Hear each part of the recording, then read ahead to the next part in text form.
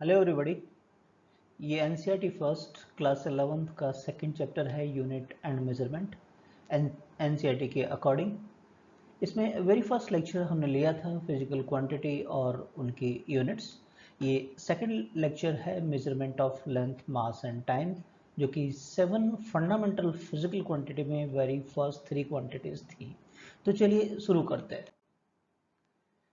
सबसे पहले हम देखते हैं कि लार्ज डिस्टेंसेस का मेजरमेंट कैसे होता है। इसमें थोड़ा सा डाउट रहता है स्टूडेंट्स को पैरेलैक्स मेथड। तो चलिए पैरेलैक्स मेथड को डिस्कस करते हैं क्या होता है। पहले तो इसको समझने के लिए दीवार पर कोई पॉइंट स्पेसिफिक मार्क कर लो, राइट, और अपनी पेंसिल को उस पर होल्ड कर लो, पेंसिल को, ठीक है। अब लेफ्ट आई से उस पेंसिल को देखो पहले तो, लेकिन राइट आई को बंद करके रखना। फिर यही काम आपको करना है, लेफ्ट आई को बंद करो और राइट आई से देखो। तो आप एक चीज़ देखेंगे कि पेंसिल की जो पोजीशन है वो चेंज होती हुई जाएगी। जब आपने ए आई से देखा लेफ्ट आई से तो कुछ अलग पोजीशन पर होगा पेंसिल का पोजीशन, और राइट आई से देखेंगे तो ये अलग होगा। ये प्रोसीजर कहलाता है पैरेलैक्स। सबसे पहले तो है ना, अलग अलग पोजीशन से जो इमेजेस हैं अलग अलग नज़र आ रही हैं। और जो distance between the two point of observations होता है उसको कहते हैं बेसिस। सबसे पहला तो पैरेलैक्स का वर्डिंग का मतलब समझ में आया। ओके। और इसमें जो बेसिस क्या है, बेसिकली दोनों हमारी आंखों के बीच की डिस्टेंस है। पहले हमने लेफ्ट आई से देखा, फिर राइट आई से। लेफ्ट आई से पेंसिल की पोजीशन देखा तो अलग है, और राइट आई से उसी पेंसिल की पोजीशन को देखा तो वो अलग था। फाइन। तो एक तो रफ आइडिया हमने लिया कि पैरेलैक्स का मतलब क्या होता है।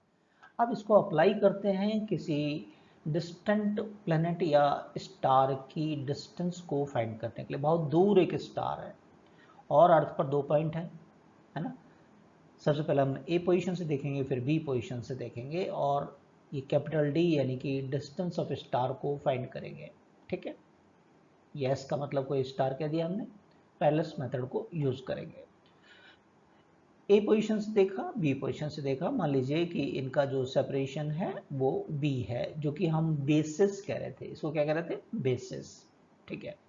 अब इन दो डायरेक्शंस के बीच में ए से देखने पर बी से देखने पर कुछ ना कुछ एंगल बनता है, ये थीटा। इसको पैरेलैक्स एंगल कहते हैं या पैरेलैक्टिक एंगल बोला जाता है। एंगल जब ए से देखा अपने स्टार को, फिर बी से देखा, तो इन दो विजुअल के बीच में जो एंगल बनेगा इसे क्या कहते हैं? पैरेलैक्स एंगल या पैरेलैक्टिक एंगल। क्लियर है यार? अब स्टार की जो डिस्टेंस है अर्थ से, कैपिटल डी, ये तो बहुत ज़्यादा है, और ये अर्थ पर दो पोजीशन ए एंड बी यानी स्मॉल बी, ये बहुत कम होगा। तो हम कह सकते हैं ये ratio B by capital D, ये तो बहुत कम होगा 1 के कंपेयर में, अनडाउटली। तो थीटा हमारा बहुत छोटा होगा। जब ये थीटा छोटे होते हैं तो साइन थीटा, टेन थीटा सब थीटा के इक्वल हो जाते हैं। तो सिंपल जो डेफिनेशन हमारी होती है angle equal to arc over radius, उसकी हम मदद लेंगे। अब हम इस बी को एक आर्क मान सकते हैं, एक ऐसे सर्किल का जिसका सेंटर तो एस पर हो, राइट, रेडियस जिसकी कैपिटल डी हो। तो उस केस में चूंकि ए और बी पास पास में होंगे, हम इनको आर्क की लेंथ मान सकते हैं और डेफिनेशन लगा सकते हैं angle is equal to arc over radius, arc B और रेडियस क्या हुई? Capital D, right. थीटा यहाँ पर रेडियन में है। ऐसा इस सिस्टम में हमें पैरेलैक्स मेथड की सहायता से स्टार का डिस्टेंस चाहिए था, कैपिटल डी चाहिए था, तो क्या कैपिटल डी को हम ऐसा लिख सकते हैं, capital D equal to B by theta. तो पैरेलैक्स मेथड कितना सिंपल है, समझ में आया कि स्टार की डिस्टेंस कैसे फाइंड की हमने? डी ही तो हमें फाइंड करना था, वही डिस्टेंस है। कैपिटल एस जो है स्टार की पोजीशन अर्थ से कितना दूर है। क्लियर है? फाइन। अब इसमें कुछ चीज़ें काम में आएंगी। एंगल्स वगैरह छोटे होते हैं तो एंगल की कुछ यूनिट्स पर ध्यान दीजिएगा। वैसे हमने फर्स्ट लेक्चर के अंदर ये डिस्कस किया है, आप उसको रेफर कर सकते हैं। आप जानते हैं बहुत अच्छे से 360 डिग्री क्या होता है, 2 पाई रेडियन के बराबर होता है ना। 2 से कट कर दे तो 180 आ जाएगा, तो 1 डिग्री हो गया पाई बाई 180, है ना। कुछ न्यूमेरिकल्स हम करेंगे तो वहाँ काम में आएगा, है ना। तो वहाँ कैलकुलेशन नहीं करेंगे तो आप याद रखिएगा। पाई यानी 3.14 में जब 180 का डिवाइड करके देखें आप कॉपी में, कॉन्फिडेंस आएगा। पॉज करके वीडियो को क्या इतना आ रहा है 1.7 10⁻² रेडियन, है ना। तो आप ये याद रखिएगा 1 डिग्री इतने रेडियन के बराबर होती है, क्योंकि फिजिक्स में हम रेडियन काम में लेंगे। अच्छा, फिर 1 डिग्री से भी छोटे एंगल्स की ज़रूरत पड़ती है इन केस आपको, तो 1 डिग्री 60 मिनट ऑफ आर्क के बराबर होता है। ये मिनट भी यहाँ पर एंगल की ही यूनिट है, जिनको नहीं आइडिया बता दें, राइट। ओके, ये किसके बराबर है 60 मिनट, तो 60 मिनट इतने रेडियन के बराबर हो गया। तो यहाँ से 1 मिनट जो एंगल होता है उसके लिए आप 60 का इसमें डिवाइड करेंगे। आप 60 का इसमें डिवाइड करके देखो, वीडियो को पॉज करके, क्या इतना आ रहा है 2.9 10⁻⁴ रेडियन। तो जैसे आपने याद किया 1 डिग्री इतना रेडियन, ऐसे याद रखो 1 मिनट में इतना रेडियन होता है। न्यूमेरिकल में काम में आएगा, नहीं तो ये सब कैलकुलेशन एग्जाम में करनी पड़ेगी, वहाँ टाइम एक्स्ट्रा लगेगा, राइट। ओके, फिर 1 मिनट से भी छोटे एंगल की बात हो तो ध्यान रहे 1 मिनट 60 सेकंड आर्क यानी कि एंगल के बराबर होता है, वो इतने रेडियन के बराबर हो गया। तो यहाँ 1 डबल डैश का मतलब सेकंड, ओके, ये एंगल की ही यूनिट होती है टाइम के साथ साथ, राइट।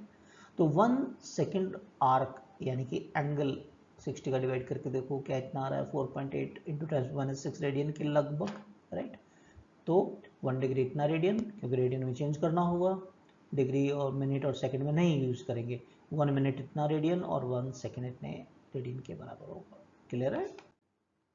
एनसीईआरटी का एक एग्जाम्पल है कि एक व्यक्ति एक दूर एक टावर है सी पॉइंट पर, उसके डिस्टेंस को फाइंड करना चाहता है और उसकी इनिशियल पोजीशन है ए पर, राइट। एक दूर कहीं ऑब्जेक्ट ओ की तरफ देखता है, फिर सी की तरफ देखता है, राइट। फिर ए सी के परपेंडिकुलर चलता है 100 मीटर और फिर बी पोजीशन से ओ की तरफ देखता है, ओ बहुत दूर है, राइट। और फिर वो सी की तरफ देखता है। तो जो लाइन ऑफ साइट है उसकी, वो थीटा इक्वल टू 45 डिग्री से बेंड हो जाती है, जो कि एक पैरेलैक्स एंगल हो गया, पैरेलैटिक एंगल हो गया थीटा, राइट। ओके, तो हमें फाइंड करना है estimate the distance of the tower C from its original position, यानी ए सी ये डिस्टेंस को फाइंड करना है, राइट। एनसीईआरटी का एग्जांपल है 2.2, एनसीईआरटी के अकॉर्डिंग चल रहे हैं हम। ओके, पूरा एनसीईआरटी को अच्छे से समझेंगे, किसी भी एग्जाम के लिए इंपॉर्टेंट रखती है। पैरेलैक्स एंगल हमारा 45 डिग्री है। अब इस फिगर को ध्यान से देखो, अगर ये थीटा है तो अनडाउटली ये वाला एंगल भी आपका थीटा होगा। हम यहाँ से tan थीटा लगा सकते हैं, परपेंडिकुलर और बेस, परपेंडिकुलर और बेस, यस और नो। हमें फाइंड करना है यहाँ पर ए सी, तो ये हो गया A B divided by tan theta. A B कितना है 100 है, थीटा कितना है 45, तो tan 45 कितना होता है आप बताइए 1, राइट। तो 1 रख दीजिए 100 मीटर, तो ए सी कितना आ गया आपका 100 मीटर। देखने में लग रहा था बड़ा कॉम्प्लिकेट, लेकिन देखिए कितना इजी हो गया है क्वेश्चन। समझ में आया ये एनसीईआरटी का example, fine. Okay, next question पे चलते हैं। The moon is observe from 2 diametrically opposite point A and B on the earth, earth पर 2 पॉइंट है बी डिस्टेंस पर, राइट। एनसीईआरटी का दूसरा एग्जांपल है 2.3। The angle theta subtended at the moon by the two direction of observation is 1 degree 54 minute। पैरेलैक्टिक angle हो गया ये, पैरेलैक है ना, पैरेलैक्स एंगल हो गया थीटा, पहले ए पोजीशन से बी पोजीशन से ये देखा था। Given the diameter of the earth to be this much metre, compute the distance of the moon from the earth, capital D हमको फाइंड करना है। पैरेलैक्स मेथड को यूज करेंगे हम। पैरेलैक्स एंगल थीटा, ये बी तो कम है और ये डिस्टेंस बहुत ज़्यादा है ना, तो ये आर्क हो गया, ये रेडियस हो गया, तो एंगल हो गया आर्क और रेडियस। क्लियर बात है। थीटा हमें दे रखा है 1 डिग्री 54 मिनट। 1 डिग्री में हमने क्या बताया था 60 मिनट, तो 60 में 54 मिनट ऐड करेंगे तो 114 मिनट हो गया। आ रही बात समझ में। 1 मिनट में होते हैं 60 सेकंड, तो 60 से मल्टीप्लाई कर दिया, राइट। फिर रेडियन में चेंज करना है, तो हमने बताया था कि 1 सेकंड में कितना रेडियन होता है 4.8 10⁻⁶ रेडियन, है ना। कितना होता है 4.8 10⁻⁶ रेडियन, तो हमने यहाँ पर इसको यूज कर लिया है। ओके, ये मल्टीप्लाई करके देखो खुद से, क्या थीटा की वैल्यू रेडियन में इतना आ रहा है। आपका क्वेश्चन ये हो सकता है कि सर ये आप ये सब कैलकुलेशन क्यों कर रहे हो, सीधा डी क्यों नहीं फाइंड कर रहे हो। भाई फिजिक्स में हम ऐसा यूनिट यूज करते हैं जो एमकेएस का ही एक्सटेंडेड फॉर्म होता है।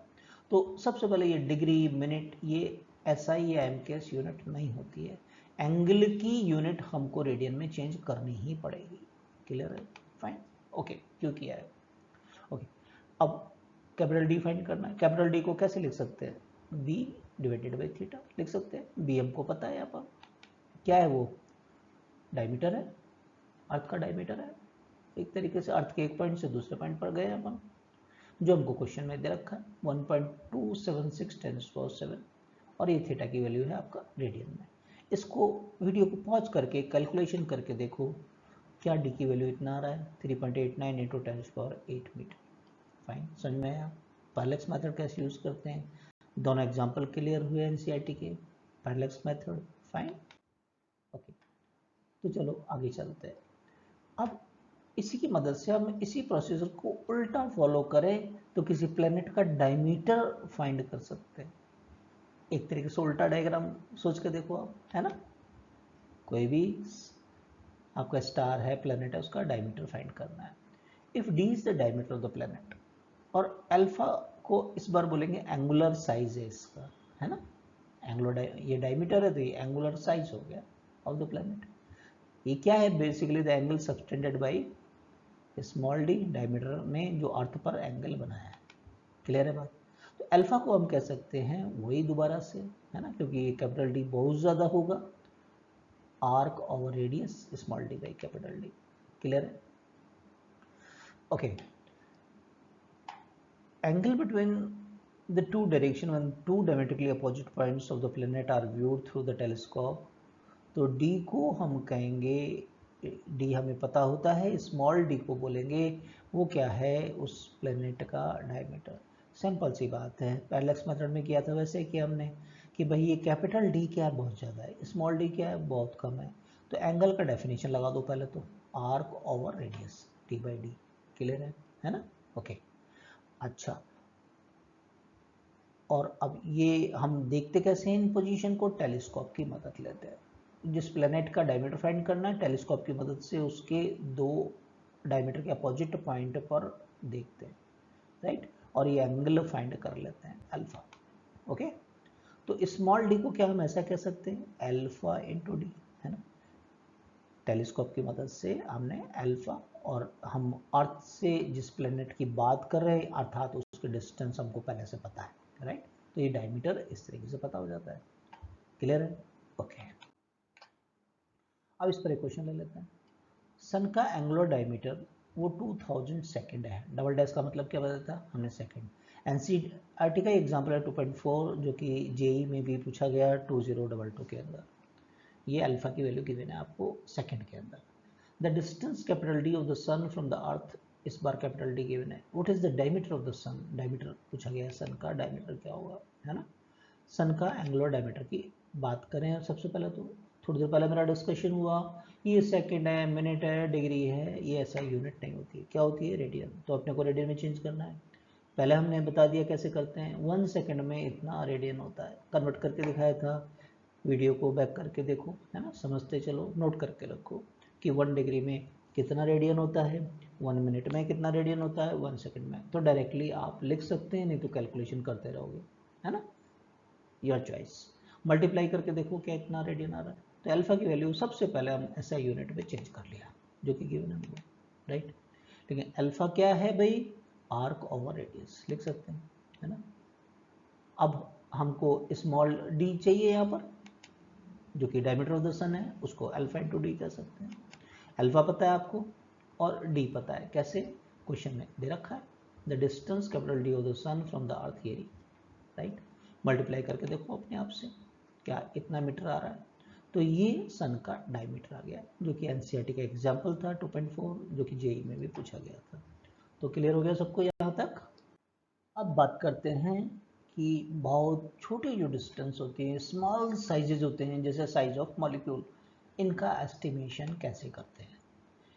इसके लिए हम मदद लेते हैं ऑप्टिकल माइक्रोस्कोप की। ऑप्टिकल माइक्रोस्कोप 12th एनसीईआरटी में आएगा, वैसे डिटेल में डिस्कस करेंगे उसको अपन। ऑप्टिकल माइक्रोस्कोप, अच्छा, वहाँ पर पूरा डिटेल है इसका। ये सेकंड एनसीईआरटी आएगी 12th के अंदर। फिलहाल आपकी इन्फॉर्मेशन के लिए इस चैप्टर में, उसमें एंगुलर लिमिट ऑफ रेजोल्यूशन किसी भी ऑप्टिकल डिवाइसेस का इस फॉर्मूले से देते हैं। लैम्डा को वेव का लेंथ कहते हैं, वेव लेंथ कहते हैं। ए न्यूमेरिकल अपर्चर होता है, डाया होता है जिससे हम देखते हैं लेंस का, है ना। तो limit of resolution of optical device जो थीटा डी नॉट है, ये एंगल है, इसको आर्क ओवर रेडियस करते हैं अपन, है ना। रेडियस बेसिकली जहाँ फोकस करते हैं अपन, तो वो आप small D not by F, तो एफ से क्रॉस मल्टीप्लाइंग करोगे तो ये आ जाता है। ये अभी इसकी फॉर्मूले की डेप्थ में नहीं जाना है क्योंकि 12th स्टैंडर्ड का है ना। इन्फॉर्मेशन के लिए बता रहे हैं कि स्मॉल डिस्टेंशन का मेजरमेंट कैसे होता है, आप ध्यान रखिए फिलहाल। ओके, तो अब ऑप्टिकल माइक्रोस्कोप विजिबल लाइट को यूज करता है ना। ओके, विजिबल लाइट की जो वेवलेंथ होती है, रेंज होती है 4000 एंगस्ट्रॉम से 7000 एंगस्ट्रॉम के बीच में। एंगस्ट्रॉम यानी 10⁻⁻10 मीटर, है ना। फर्स्ट इसके लेक्चर में हमने डिस्कस किया था। ओके, mm में चेंज करें तो 0.0004 mm से 0.0007 mm के बीच में हो गया। इसका मतलब हो गया ऑप्टिकल जो माइक्रोस्कोप है वो रिजॉल्व कर पाएगा पार्टिकल्स साइजेस कहाँ तक, 0.004 mm तक की चीज़ों को देख पाएगा। तो हम ऐसे एस्टिमेशन कर लेते हैं स्मॉल डिस्टेंसेस का। क्लियर है। अब मान लीजिए कि हमें 0.004 mm से भी कम डिस्टेंसेस का मेजर करना है, साइजेस को मेजर करना है, तो उसके लिए काम में लेते हैं इलेक्ट्रॉन माइक्रोस्कोप। इलेक्ट्रॉन माइक्रोस्कोप में इलेक्ट्रॉन बीम को यूज किया जाता है जो कि एक वेव की तरह से काम करती है। उसका रेजोल्यूशन होता है 0.6 एंगस्ट्रॉम तक। एंगस्ट्रॉम मैंने कितना बताया, 10⁻⁻⁴, यानी they can almost resolve atom and molecule in a material. उसको भी ये रिजॉल्व कर पाते हैं, देख पाते हैं, कौन, इलेक्ट्रॉन माइक्रोस्कोप। यानी 0.004 mm से कम की चीज़ों को देखना है तो क्या यूज़ करते हैं, इलेक्ट्रॉन माइक्रोस्कोप। 0.6 × 10⁻⁻10 मीटर, सोचो कितना छोटा हो गया, है ना। ओके, और टनलिंग जो माइक्रोस्कोपी होती है उसका रेजोल्यूशन एंगस्ट्रॉम से भी ज़्यादा अच्छा होता है, उससे भी छोटी चीज़ों को हमें देखना है। ठीक है, तो बहुत अच्छे से क्लियरली एस्टिमेट करना है साइजेस ऑफ मॉलिक्यूल, तो टनलिंग माइक्रोस्कोप को यूज करते हैं। It is just for your information. ठीक है, ये इनके थोड़े से आइडिया 12th के अंदर आएगा, 12th एनसीईआरटी में दे रखा है ना। ओके, अब एक सिंपल मेथड देखते हैं मॉलिक्यूल के साइज को फाइंड करने के लिए। एक एग्जांपल लिया जा रहा है कि ऑलिक एसिड के मॉलिक्यूल का साइज एस्टिमेट करना है। ठीक है, ऑलिक एसिड क्या होते हैं, सॉपी लिक्विड होते हैं जिनके लार्ज मॉलिक्यूलर साइज होते हैं 10⁻⁹ मीटर के अंदर, यानी 10 एंगस्ट्रॉम हो गया। एक एंगस्ट्रॉम में 10⁻⁻10 मीटर, तो 10 से मल्टीप्लाई करेंगे तो 10⁻⁹ मीटर, तो ऑफकोर्स काफ़ी छोटा है ना। तो इस साइज को हमें एस्टिमेट करना है। तो इसके लिए क्या करते हैं कि dissolve 1 centimetre cube of oleic acid in alcohol. Alcohol में 1 centimetre cube volume oleic acid का डिसॉल्व करते हैं और एक सॉल्यूशन बना लेते हैं 20 सेंटीमीटर क्यूब का, है ना, एल्कोहल की सहायता से।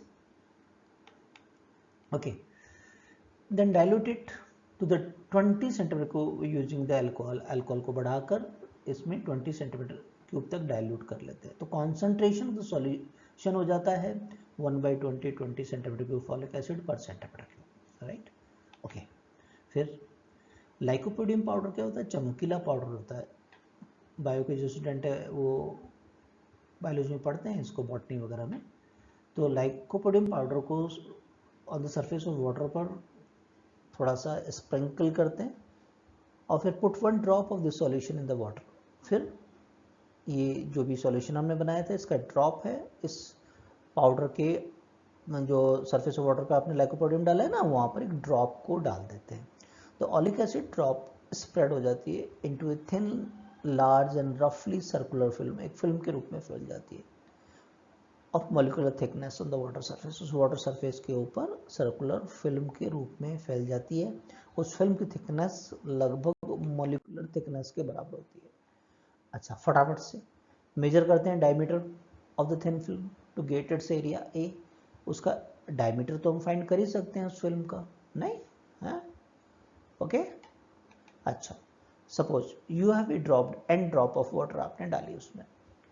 Late approximately volume of each drop 20 centimetre cube है मान लो हर एक का। तो एन ड्रॉप आपने डाली है, तो उनका टोटल वॉल्यूम कितना हो गया, NV सेंटीमीटर क्यूब, है ना। तो amount of folic acid in इस वॉल्यूम के अंदर कितना होगा, देखिए NV से मल्टीप्लाई कर दें 1/20 सेंटीमीटर क्यूब, फाइन।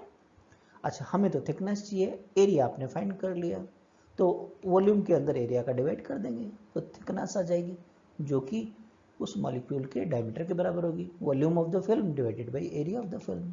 क्लियर। कैसे फाइंड करते हैं लेबोरेटरी में, NV डिवाइडेड बाई, इसमें हमने A का डिवाइड किया, right. Assuming the film has a monomolecular thickness, एक मॉलिक्यूल की थिकनेस के बराबर है, दिस बिकम्स द साइज और the diameter of the molecule of the oleic acid. तो लेबोरेटरी में एक ये तरीका भी होता है जो कि ज़्यादा सिंपल मेथड है, और ये लगभग आ जाता है 10⁻⁹ मीटर के, है ना। तो इसको थोड़ा सा वीडियो को पॉज करके लिख के मेथड को याद करने की कोशिश करो, है ना। स्कूल में एग्जाम में आपसे पूछ सकते हैं, राइट। एक क्वेश्चन ले लेते हैं इसको समझने के लिए। If the size of nucleus is in the range of 10⁻15 to 10⁻14 metre, ये भी एनसीईआरटी का एग्जाम्पल है, is scaled up to the tip of the sharp pin, जो कॉल पिन होता है उसकी जो टिप होती है उसके स्केल के बराबर मान लेते हैं, है ना। व्हाट रफली the size of the atom, तो एटम का साइज रफली क्या होगा अगर इस चीज को ऑल पिन की टिप के बराबर मान लें, न्यूक्लियस के साइज को। Assume tip of the pin to be in the range, जो पिन की टिप होती है उसकी रेंज होती है 10⁻5 to 10⁻4 मीटर। तो सबसे पहले तो स्केल क्या है, according to question scaling factor क्या है यहाँ पर, size of the tip divided by the size of nucleus, क्योंकि न्यूक्लियस का साइज हमने टिप की पिन के बराबर माना है, तो हमारा कन्वर्जन फैक्टर कितना है 10⁻10, साइज बड़ा मान लिया है ना। न्यूक्लियस को हमने 10⁻10 टाइम्स बड़ा मान लिया है, यानी इतना बड़ा मान लिया है, राइट। ओके, अब हमसे साइज ऑफ एटम पूछा है, तो scaling up size of the atom divided by the size of atom, ये फैक्टर तो हमें पता है ना। अब इस स्केल में कितना बड़ा एटम नजर आएगा हमको, क्रॉस मल्टीप्लाइंग कर ले तो 1 मीटर, तो साइज ऑफ एटम इस स्केल में कितना होगा 1 मीटर। क्वेश्चन क्या था, न्यूक्लियस का साइज तो बहुत छोटा होता है, एटम से भी छोटा होता है 10⁻15 to 10⁻14, उसको 10⁻10 टाइम्स बड़ा मान लें, ऑल पिन की नॉक के बराबर मान लें, तो बड़ा करके एक इसके मान लिया, है ना। ये साइजिंग फैक्टर है, ओके। तो अब एटम का साइज को, एटम का साइज तो होता है 10⁻10 मीटर, तो इसको 10⁻10 टाइम्स यानी इससे मल्टीप्लाई करो तो अंडा आउट कितना आएगा 1 मीटर आएगा, है ना। तो एटम का साइज इस स्केल में कितना हो जाएगा 1 metre. Clear. Range of the length, अब लेंथ या डिस्टेंस की रेंज कहाँ से कहाँ तक होती है।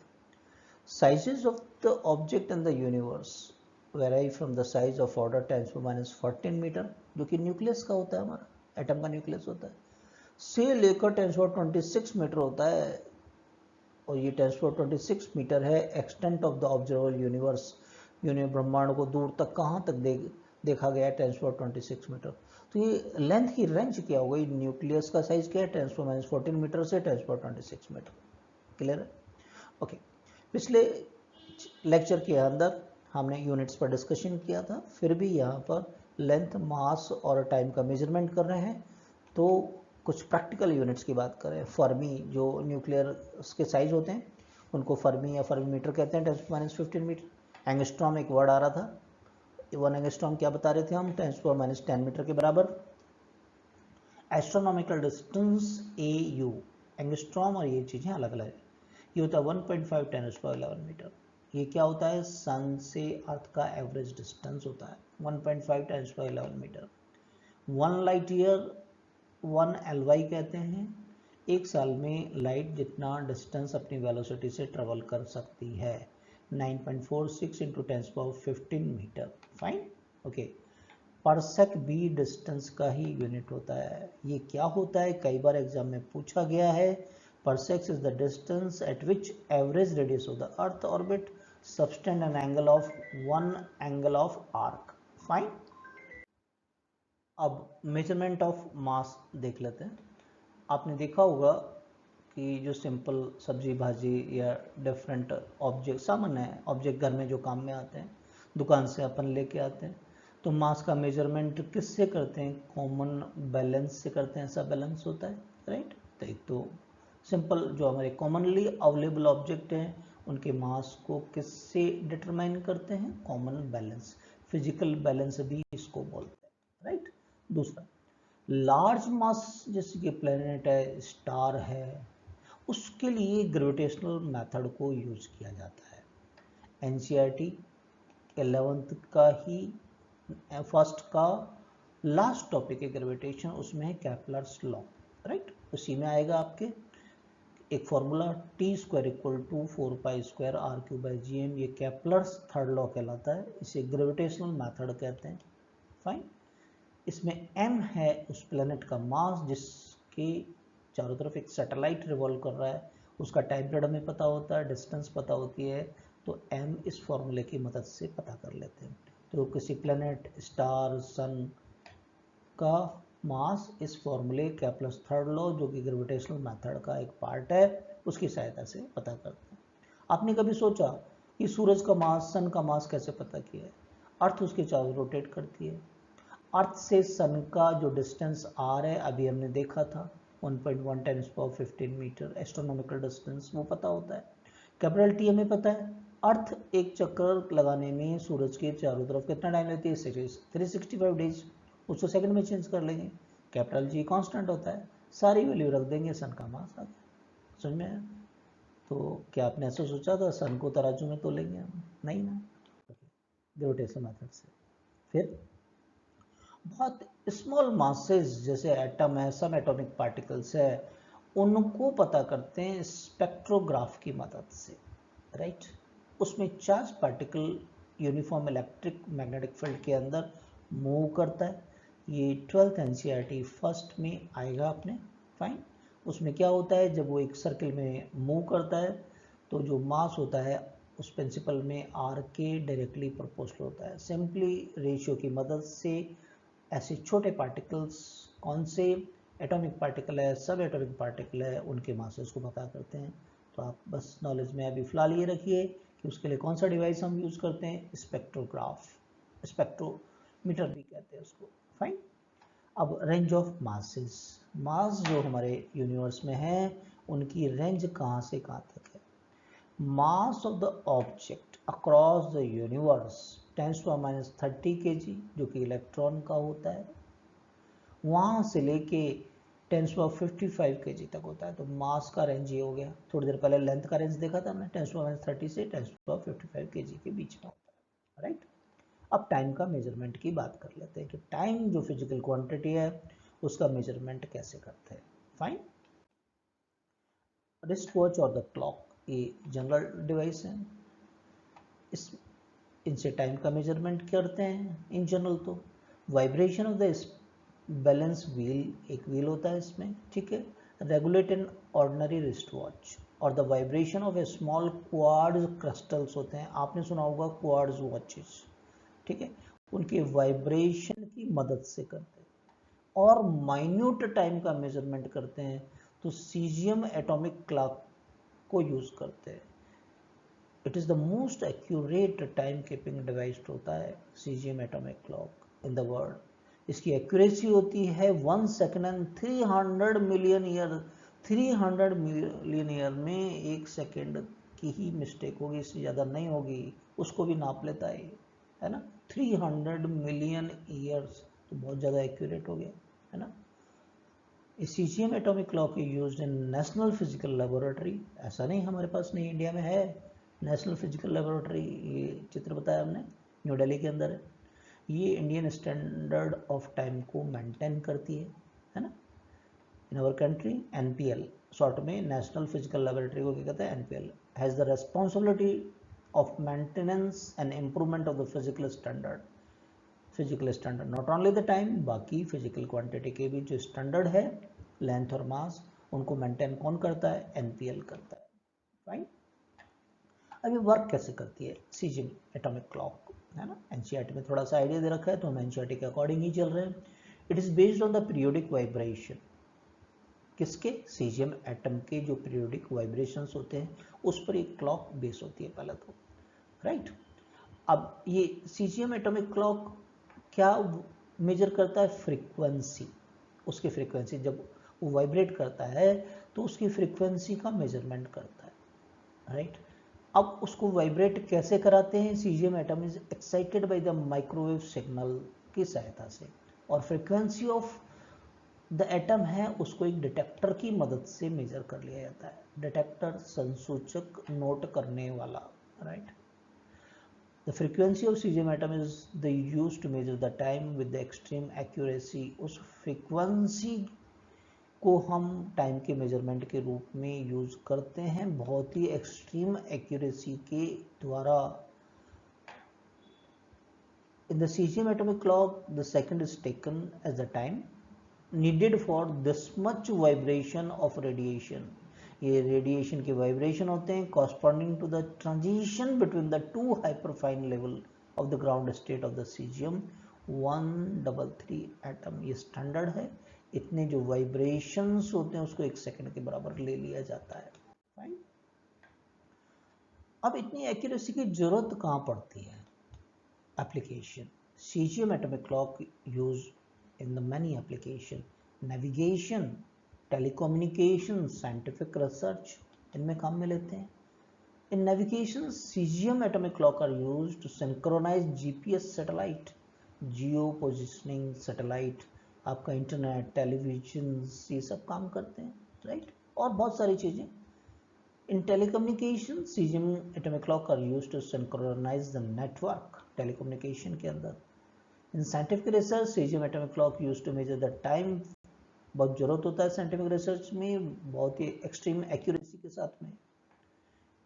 अब इसके एडवांटेजेस क्या हैं, cesium atomic clock are the most accurate time keeping device in the world। अब बहुत मोस्ट एक्यूरेट होता है ना, 1 सेकेंड 3 मिलियन ईयर के अंदर।